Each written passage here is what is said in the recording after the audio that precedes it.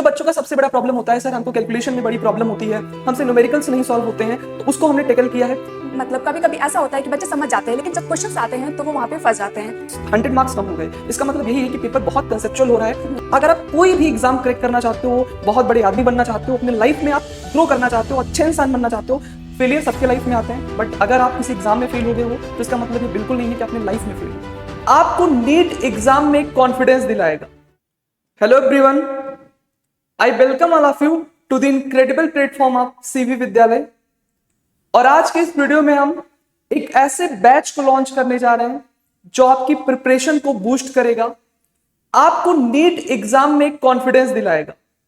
अभी रिसेंट में नीट का पेपर हुआ और बहुत बच्चों का पेपर खराब हुआ। उसका मेन रीजन था कि आपको सही कंटेंट नहीं मिल पाया। इस इंडिया में न जाने कितने इंस्टीट्यूट हैं जो क्वालिटी एजुकेशन को प्रोवाइड कराने की कोशिश करते हैं, पर अभी जितने भी ट्रेंड्स चल रहे थे नीट एग्जाम को पढ़ाने के, वो ये थे कि बहुत इजी क्वेश्चंस करा दिए जाते थे, जिससे बच्चों के अंदर कॉन्फिडेंस तो आता था, पर जब एक्चुअल में नीट का पेपर इस बार थोड़ा अच्छा बना तो उनके मार्क्स काफी कम हो गए। यानी अभी इस टाइम पे हमको जरूरत है क्वालिटी कंटेंट की, एक ऐसा क्वालिटी कंटेंट जिसमें high level question, previous year questions और फ्यूचर ईयर क्वेश्चंस को भी इंक्लूड किए जाएं कि किस तरीके के क्वेश्चंस आ सकते हैं, इस तरीके की क्वेश्चन की प्रैक्टिस हो। और इंडिया की टॉप फैकल्टीज आपको वो चीज पढ़ा रही हैं। इन्हीं चीजों को सोच करके हमने एक बैच डिजाइन किया है जिसका नाम है अर्पित नीट बैच। ये जो अर्पित नीट बैच है, ये उन बच्चों के लिए है जो क्लास 11th में है, 12th में है या ड्रॉप ईयर में है, जिनका भी सपना है इस साल नीट एग्जाम को क्रैक करने का। उनके लिए हमने इस बैच को डिजाइन किया है। ठीक है, तो ये बैच आपका 3 जून से स्टार्ट हो रहा है। तो ये थी इस बैच की इंट्रो। अब मैं आपको बताने जा रहा हूं कि इस बैच में हम क्या करने वाले, क्या स्पेशल करने वाले हैं इस बैच में। अभी तक का जो रिसेंट ट्रेंड चलता था कि भाई हम क्लास में बच्चे को पढ़ा दे रहे हैं पर क्वेश्चन प्रैक्टिस कम हो रही है। जब हमने अर्पित नीट बैच लॉन्च किया तो हमने ये सोचा कि हम क्लास में कुछ लेवल अप क्वेश्चन कराएं, साथ साथ में डीबीपीएस को भी इंक्लूड करें ताकि आपकी प्रिपरेशन अच्छी हो जाए। अभी हम आपके सामने एक और सरप्राइज लेकर के आए हैं। हमारे सामने बायोलॉजी के लिए लीगेंड है मैम अपूर्वा मैम। ये बायो पढ़ाती हैं, इन्होंने मेंटर किया है मोर देन 1000+ स्टूडेंट्स को। So I will invite Apoorva ma'am, please join us. Hello aspirant, welcome to CVE Vidyalay online NEET platform.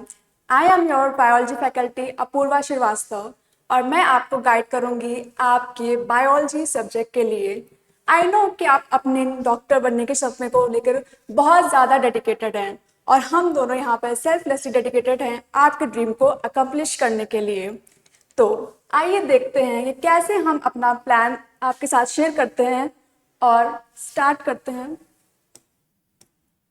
Yes ma'am, this is batch details ma'am, बता दीजिए।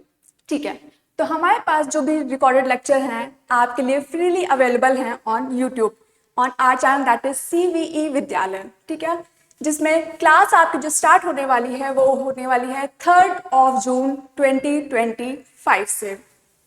पहली डिटेल, देन डेली आपको concept clear करने के बाद questions की practice करनी है, जिसके लिए आपको प्रोवाइड की जाएगी डीपी, वो भी बिल्कुल फ्री।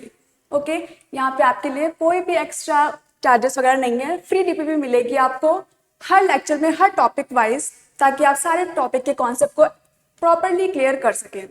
देन आपका आता है, जैसे कि हम जानते हैं कि नीट का जो सिलेबस है वो कम्प्लीटली NCERT बेस्ड हो चुका है।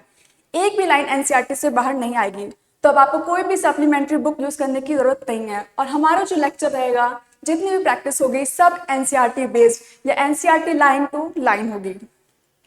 देन प्रैक्टिस करने के लिए सबसे बेस्ट क्वेश्चन जो होते हैं वो होते हैं आपके प्रीवियस ईयर क्वेश्चन। उससे आपको नॉलेज भी होती है कि कैसे क्वेश्चंस आने वाले हैं, प्लस आप ज़्यादा अवेयर होते हो और ज़्यादा कॉन्फिडेंट होते हो, तो आपको प्रीवियस ईयर क्वेश्चंस भी यहाँ पे मिलेंगे। देन पूरे चैप्टर को आपको रिकैप करने के लिए बहुत सारे फ्लो चार्ट, शॉर्ट नोट, सब कुछ अवेलेबल कराया जाएगा, इंटायर सिलेबस। तो आपको सिलेबस को लेकर बिल्कुल ही बेफिक्र रहना है, सारा सिलेबस आपको यहाँ पे कंप्लीट कराया जाएगा। जी मैम, तो ये थी आपकी बैच की डिटेल्स, जिसमें आपको ये चीज याद रखनी है कि जो क्लासेस होंगी रिकॉर्डेड होंगी, और हर क्लास के बाद जो हम सबसे पहली बार लेकर के आ रहे हैं इस ऑनलाइन प्लेटफॉर्म पे यूट्यूब के ऊपर, वह है डीपीपी। मैम अभी तक जो डीपीपी हुआ करती थी वो पेड बैचेस में दी जाती जी थी, सर। लेकिन हमने फ्री ऑफ कॉस्ट डीपीपी को दिया है। जो भी बच्चे क्लास के बाद में डीपीपी को सॉल्व करना चाहते हैं, डीपीपी क्या होती है, इसको बोलते हैं डेली प्रैक्टिस प्रॉब्लम। जैसे मान लिया अपूर्वा मैम आई और आपको इन्होंने पढ़ाया reproduction, how do organism reproduce. अब उसके किस तरीके के क्वेश्चन नीट एग्जाम में आते हैं, क्या क्वेश्चन है जो इंपॉर्टेंट है उस लेक्चर का। मान लिया पहला लेक्चर अपूर्वा मैम ने लिया उस टॉपिक का, तो उसी टॉपिक का आपको डीपीपी मिलेगा। ये डीपीपी क्या करती है, आपकी कॉन्फिडेंस को बूस्ट करती है, आप समझ पाते हो कि आपको वो टॉपिक कितना समझ में आया। और साथ साथ हमने इस बार कोशिश किया है कि हम केमिस्ट्री के अंदर या बायो के अंदर कुछ ऐसे क्वेश्चंस को इंक्लूड करें जो लेवल अप क्वेश्चंस हो, क्योंकि इस बार मैम असर्शन बेस्ड क्वेश्चन और थोड़ी कंसेप्चुअल क्वेश्चंस बायो में भी पूछे गए, केमिस्ट्री में भी पूछे गए, तो उसकी बहुत जरूरत है अभी बच्चों को, तो उसको भी हमने इस बैच में इंक्लूड किया है।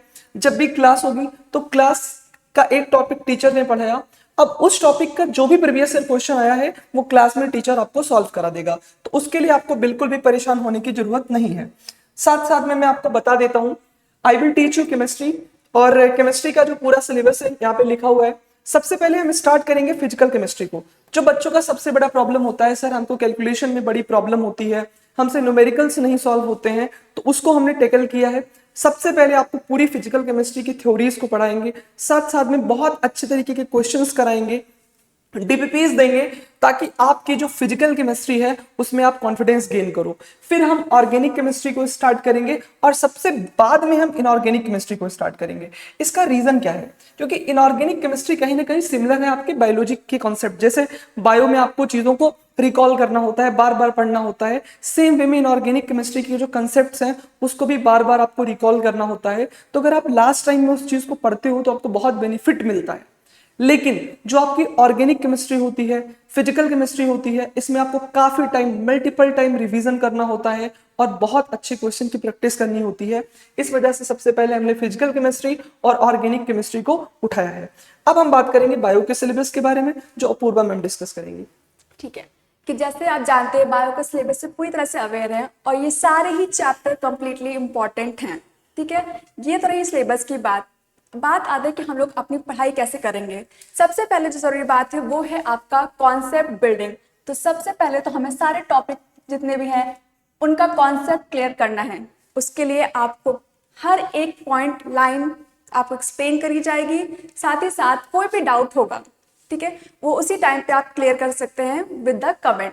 दूसरा, कॉन्सेप्ट क्लियर हो गया, मतलब कभी कभी ऐसा होता है कि बच्चे समझ जाते हैं लेकिन जब क्वेश्चंस आते हैं तो वो वहाँ पे फंस जाते हैं। तो उसके लिए मैं क्या करूँगी कि कॉन्सेप्ट क्लियर करने के बाद उसी टाइम पे आपसे क्वेश्चंस भी पूछ लूँगी। उससे क्या होगा, तो अगर आप नहीं समझ पा रहे हैं या फिर आपको एक्सप्लेन करने में कहीं ना कहीं दिक्कत आ रही है तो आप वहाँ से फिर से अपना कॉन्सेप्ट 100% क्लियर कर सकते हैं।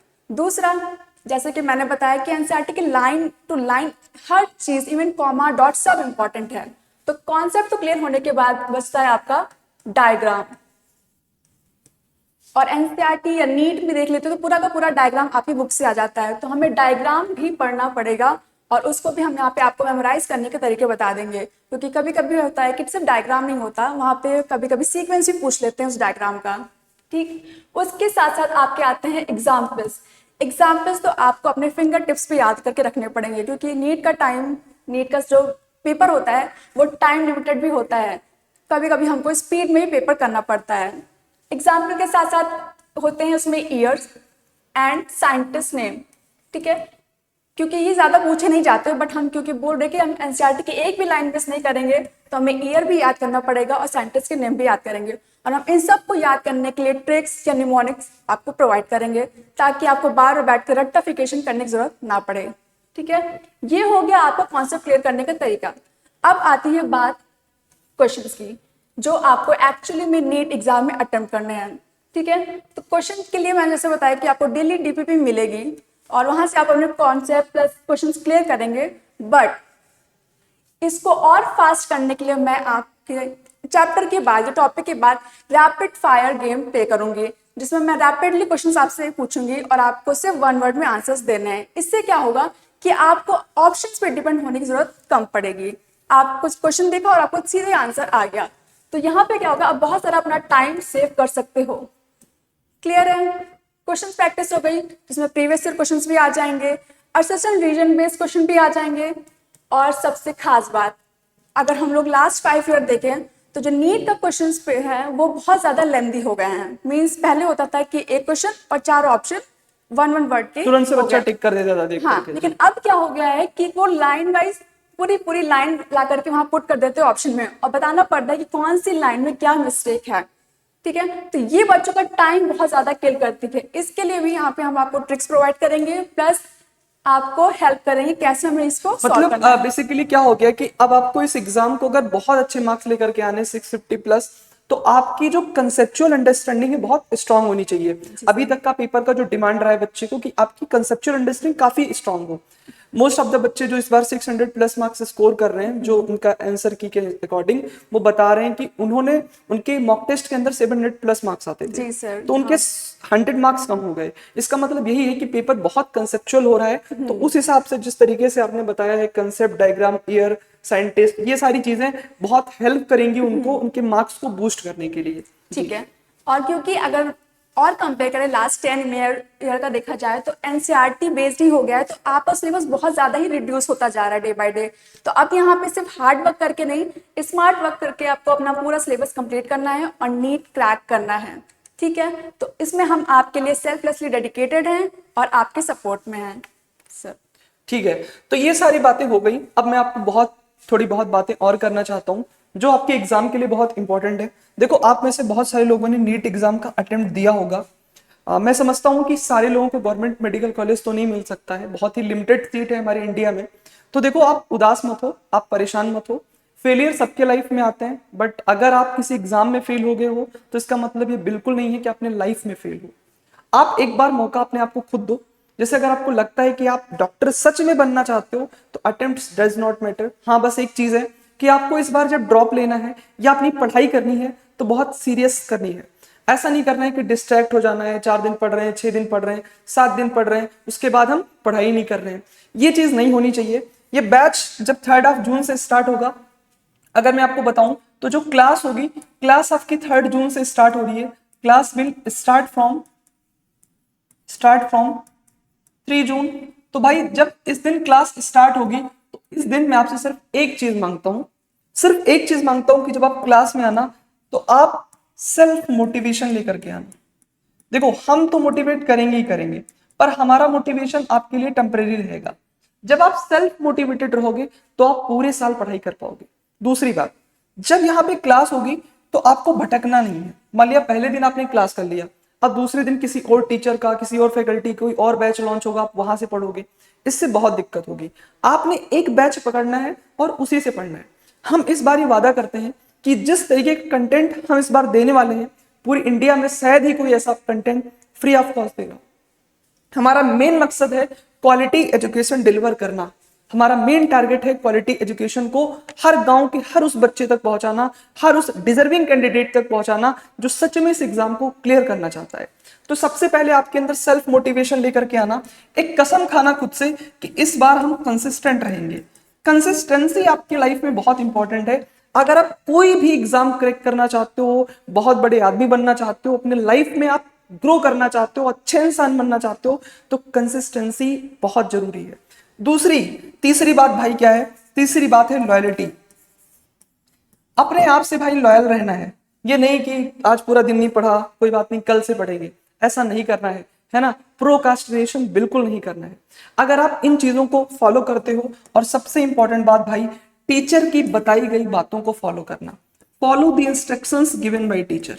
यहाँ पे कोई भी टीचर आएगा, अभी कुछ और टीचर्स भी आएंगे आपके सामने, तो कोई भी टीचर अगर आता है, आपको कोई बात बताता है कि देखो हमने ये आपको पढ़ा दिया है, ये आपको खुद सेल्फ स्टडी करना है, ये क्वेश्चन करने हैं, डीपीपी करना है, आप प्रोकास्टिनेट मत करना।